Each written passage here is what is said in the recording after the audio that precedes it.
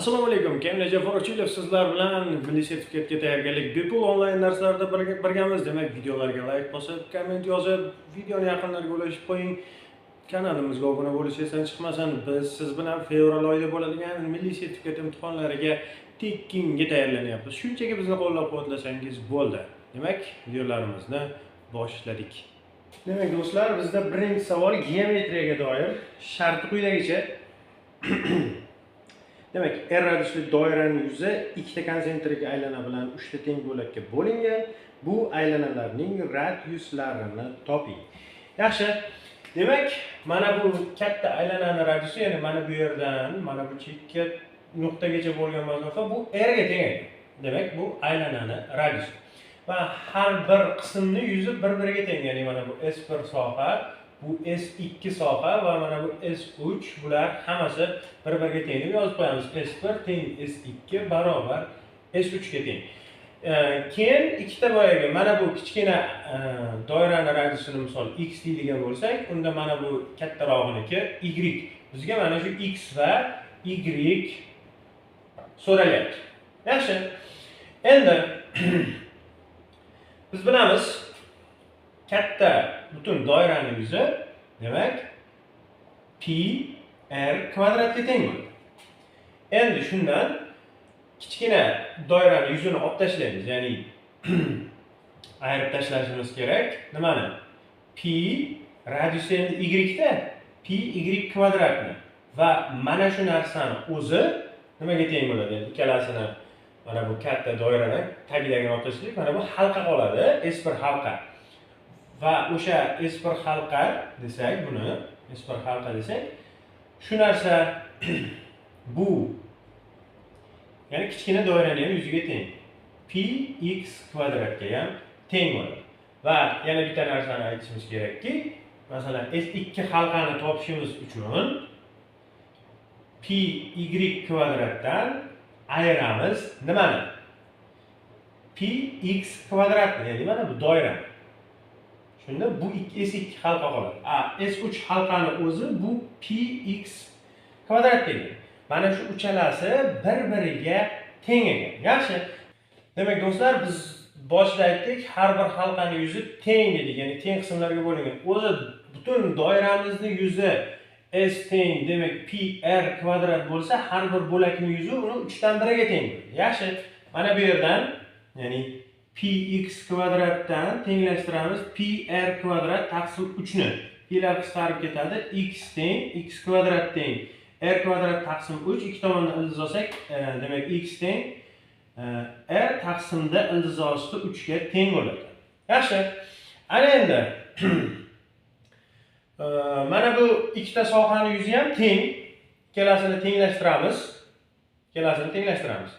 Demak, pi y kvadrat minus pi x kvadrat teng pi x kvadrat. Xo'p, bu degani pi y kvadrat teng 2 pi x kvadratga. Endi x ni o'rniga mana bu ifodani qo'yamiz. Pi y kvadrat teng 2 pi ko'paygan r kvadrat taqsimda 3. Pilar qisqarib ketsa, demak y kvadrat teng. Xo'p, bizda 2r kvadrat taqsimda 3 ga teng bo'lar ekan. Ildiz olsak, demak y teng ildiz osti 2 taqsimda 3 r ga yoki irratsionallikdan qutqarib bo'lsak, demak r ildiz osti 6 taqsimda 3 ga teng bo'lar ekan. Demak, do'stlar, x imiz r taqsim ildiz osti 3 ga teng, y imiz r ildiz osti 6 taqsim 3 ga teng. Demak, do'stlar, bilasiz, biz geometriya, trigonometriya, logaritm har xil sohalarni o'z ichiga olgan misollarni ko'rib boryapmiz. Bu sizga albatta foydasi tegadi. Bizni videolarimizni oxirigacha kuzatib boring. Aytgancha biz ertalabki videolarni ham yo'lga qo'yganmiz, ya'ni ertalab soat 7:00 da YouTube ijtimoiy tarmog'imizga misollar va ularning yechimlarini joylab boryapmiz. Kechqurungi soat 19:00 da esa yana bir bor videolarni qo'yamiz. Demak, bir kunda 2 marta siz uchun video chiqaryapmiz. Albatta siz esa bizga obuna bo'lib, videolarimizga like bosib, komment yozib, yaqinlarga ulashib, qo'llab-quvvatlang. Biz esa davom etamiz. Demak, do'stlar, ajoyib bir masala chiqib qoldi. Shuning uchun ikkinchi savolni ham geometriyadan qildik. Demak, mana shu chizma, e'tibor bering, bu koreyslarning in va yaniga o'xshab ketadigan chizma. Xo'p, nima deyilgan savolda? Bo'yalmagan soha yuzini, demak, bo'yalmaganni, xo'p, bo'yalganga nisbatini toping deyapti. Bo'yalganga nisbatini toping. Demak, ochiq joyni bo'yalgan sohaga nisbatini topishimiz kerak ekan. Yaxshi, AC bu bizda 8 ekan. E'tibor bering, demak, AC 8 bo'lsa, radiusi 4 dan bo'ladi.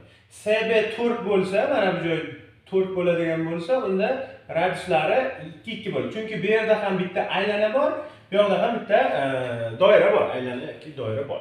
Xo'p, yaxshi, nima qilamiz? Birinchi navbatda biz katta doirani yarim yuzini topib olamiz. Xo'p, katta doiramiz demak, mana bu yergacha 8, bu yog'i 4, 12. Demak, radius 12 ekan. Uzr, diametr, ikkita radius 12. Radiusimiz 6 ga teng. Yaxshi. 6 ga teng bo'lsa, yuzini topamiz. Demak, S yarim doira pi r kvadrat taqsimda 2 ga teng bo'ladi. Ya'ni pi ko'paygan 6 ni kvadrati taqsim 2. Bu 18 pi ga teng bo'lar ekan. Yarimi, ya'ni tepa qismi. Xo'p, endi mana shu tepa qismidan mana bu ochiq doirani yuzini olib tashlaymiz. Demak, masalan, buni S1 soha desak, S1 sohamizda yuzi pi masalan deylik R1 kvadrat taqsimda 2, ya'ni pi ko'paytirilgan radiusimiz 4 ni kvadrati taqsimda 2. Bu 16, 16 ni 2 bo'lsak 8 pi bo'lar ekan. Endi yarmini hisoblaymiz. Demak, mana bu tepadagi ko'k sohani, demak, masalan, S shtrix sohani topishimiz uchun 18 pi dan, ya'ni mana bu tepadagi to'liq yarim doiraning yuzidan mana bu oq yarim doiraning yuzini ayirib tashlasak, demak, bu 10 pi bo'lar ekan. Ya'ni mana bu tepadagi bu. Endi kichkinagina joy qoldi. Endi buni radiusini, buni yuzini topsak bo'ladi. Masalan, S2 shtrix desak, pi ko'paytirilgan 2 ni kvadrati taqsimda 2. Xo'p, demak, bu 4 bo'ladi, 2 ga bo'lsak 2 pi bo'lar ekan, mana bu yarimta. Endi shu ikkalasini qo'shishimiz kerak. Ikkalasini qo'shsak, demak, S1 shtrix plus S2 shtrix 10 plus, ya'ni 10 pi plus 2 pi, ya'ni 12 pi ga teng bo'lar ekan bo'yalgan sohamizning yuzi. Endi bo'yalmagan sohamizning yuzi bizda bo'yalmagan sohamizning yuzi, ya'ni to'liq doiraning yuzi, to'liq doiramizning radiusi 6 edi. Demak, S doira teng bo'ladi pi r kvadratga, ya'ni 36 pi ga teng bo'ladi. Ana endi, xo'p, to'liq doiradan bo'yalgan sohaning yuzini ayiramiz. 12 pi ni ayiramiz, 24 pi qoladi. Demak, bo'yalmagan sohamizning yuzi bizda 24 pi bo'ldi, bo'yalganligi 12 pi bo'ldi. Ikkalasini bo'lsak 2 ga teng bo'lar ekan. Demak, do'stlar, videoni oxirigacha ko'rishni tavsiya beramiz. Bu sizga albatta foydali bo'ladi. Imkon boricha daftar tutib, videolardagi misollarni yozib borsangiz, albatta nur ustiga a'lo nur bo'ladi. Biz esa davom etamiz. Do'stlar, bizda 3-savolimiz sistema va logaritmga doir sistema. Yaxshi. Endi sistemani ishlash uchun nima qilamiz? Asosini darajaga ko'taramiz. Ya'ni birinchisidan x kvadrat teng bo'lar ekan 3x plus 2y ga, ikkinchisidan y kvadrat teng bo'lar ekan 2x plus 3 ga. Yaxshi, keling yuqoridagi ifodadan y ni topib olamiz. Demak, 2y barobar x kvadrat minus 3x. Y ni o'zini topsak, x kvadrat minus 3x taqsimda 2 bo'ladi. Ana endi, mana shu topgan y'imizni mana bu y ni o'rniga va mana bu kechirib berdik y ekan. Mana shuni o'rniga mana bu yerda ham bor. Ikkita y ni o'rniga olib kelib qo'yishimiz kerak bo'ladi. Mana bu yerda y qolib ketibdi. Yaxshi. Demak, ketdik. Demak, x kvadrat minus 3x taqsimda 2 ni kvadrati teng 2x plusdan demak x kvadrat minus 3x taqsimda 2 ni o'zi 3 bilan albatta. Xo'p, ana endi kvadratga ko'taramiz. X ni 4-inchisi minusdan 6x kub plusdan 9x kvadrat taqsimda 4 teng bo'ladi 2x plus, demak 3x kvadrat minus 9x pastda 2. Umumiy mahrajga keltiramiz 4, bunga 2. x ni to'rtinchisi minus 6x kub plus 9x kvadrat teng 8x plus 6x kvadrat minus 18x. Xo'p, x ni to'rtinchisi minus 6x kub 6 minus bu o'tadi plus 3x kvadrat, bu ikkalasi minus 10 tomonga o'tadi plus 10x bo'ladi. Barobar. Endi har birida x bo'lgani uchun x ni qavsdan tashqariga chiqaramiz. X kub minus 6x kvadrat plus 3x plusdan 10 barobar 0. Endi birinchi yechimimiz bizda x teng 0 bo'ladi, lekin buni ola olmaymiz chunki logaritmning asosida 0 bo'lishi mumkin emas. Demak, bu bo'sh to'plam. Bitta yechim ketdi. Bizda x kub minus 6x kvadrat plusdan 3x plusdan 10 barobar 0 degan ifoda qolyapti.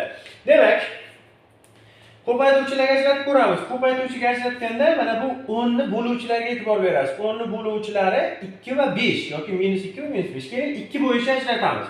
X kub minus 2x kvadrat minus 4x kvadrat plus 8x minusdan 5x, ya'ni mana ikkalasi minus 6 ni beradi, bu ikkalasi 3 ni beradi, plusdan 10. Xo'p, bundan x kvadrat chiqsa, x minus 2 qoladi ichkarida. Bundan minus 4x chiqsa, x minus 2 qoladi. Bundan minus 5 chiqsa, x minus 2 qoladi. Barobar. Hammasidan x minus 2 ni chiqarsak, x kvadrat minus 4x minus 5 teng 0 deb bo'ladi. Buni ham ikkitaga ajratamiz.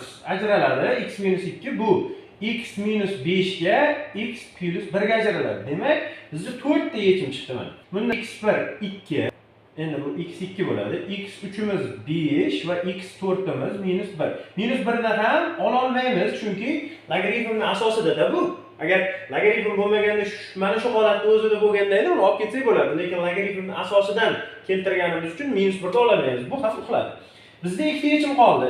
2 va 5. Endi y ni topish uchun, ya'ni y1 ni topish uchun 2 ni kvadrati minus 3 kare 2 taqsim 2. Bu yoqda hisoblasak 4 minus 6 minus 1 bo'ladi. Y ham manfiy bo'la olmaydi, shuning uchun 1 ga ham teng bo'la olmaydi. Bu ham uxladi, ya'ni x ham kerak emas ekan bizga. 5 ni tekshirib ko'ramiz. Y2 bo'ladi, demak 5 ni kvadrati minus 3 kare 5 taqsimda 2, 10 va 5. Demak, bizda ushbu logaritmik sistemamizning javobi bitta chiqargan 5 u 5 degan javob bo'lar ekan. Demak, do'stlar, bugungi videolarimiz o'z nihoyasiga yetdi. Demak, videoni oxirigacha ko'rasiz degan umiddamiz. Yaqinlarga ulashasiz, kommentda fikr-mulohazalarni qoldiring. Aytgancha kanalga obuna bo'lib kuzating. Biz 10 mingta bo'lishimiz kerak. Bizni qo'llab-quvvatlang. Biz esa siz uchun harakatdamiz. Hali yana ko'rishamiz.